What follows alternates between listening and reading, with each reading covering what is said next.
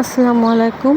আজকে তৈরি করে দেখাবো আলু আর বেগুন দিয়ে ছোট চিংড়ি মাছের একটা তরকারি। আমি আলুগুলোর মধ্যে নিয়েছি ছোট আলু আর বেগুনের মধ্যে নিয়েছি লম্বা বেগুন।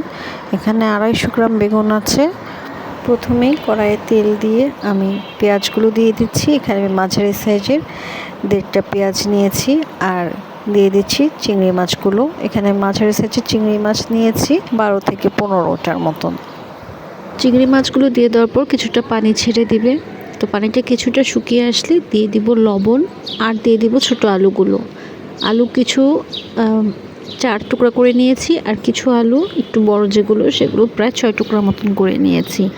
আলুগুলো দিয়ে দেওয়ার পর দিয়ে দিতে হবে হলুদের গুঁড়ো আর মরিচের গুঁড়ো।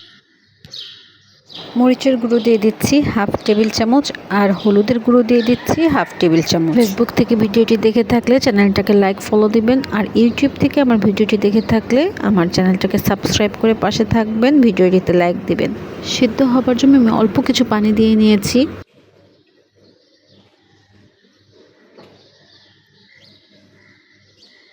প্রায় 2.5 মিনিট পর আমি ঢাকনাটা তুলে নিলাম আর কিছুটা নাড়াচাড়া করে দেখে নিলাম যে আলুটা কতখানি সিদ্ধ হয়েছে। এখন আমি এখানে দিয়ে দিব বেগুনগুলো আমি কিউব করে কেটে নিয়েছিলাম।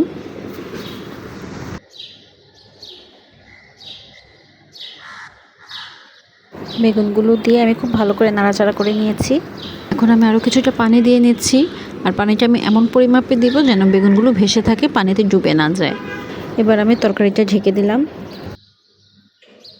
1.5-2 মিনিট পর আমি তরকারিটা ঢাকনা তুলে নিলাম আর এখন কিছুটা নাড়াচাড়া করে নিচ্ছি। বেগুনটা প্রায় 50 থেকে 60% সিদ্ধ হয়ে এসেছে আর আমি এখন বেগুনের তরকারিটা আর ঢাকবো না, দেখা যাবে সেক্ষেত্রে বেগুনটা গলে যাবে। এই তরকারিটায় বেগুনটা একটু আস্ত শক্ত শক্ত থাকলে খেতে মজা লাগে। তরকারিটা একদম মাখা মাখা হয়ে আসবে আর একটু ঘন ঘন নেড়ে দিতে হবে মাঝখানটায় যেন তলা লেগে না যায়।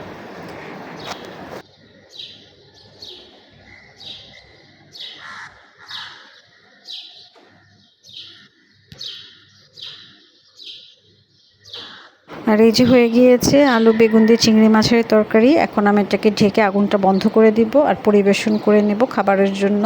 এই তরকারিটা দিয়ে ভাত, রুটি, পরোটা সবই খাওয়া যাবে এবং খেতেও বেশ সুস্বাদু হবে। আপনারা বাসায় ট্রাই করে দেখতে পারেন, ছোট বড় সকলেই বেশ পছন্দ করে খাবে।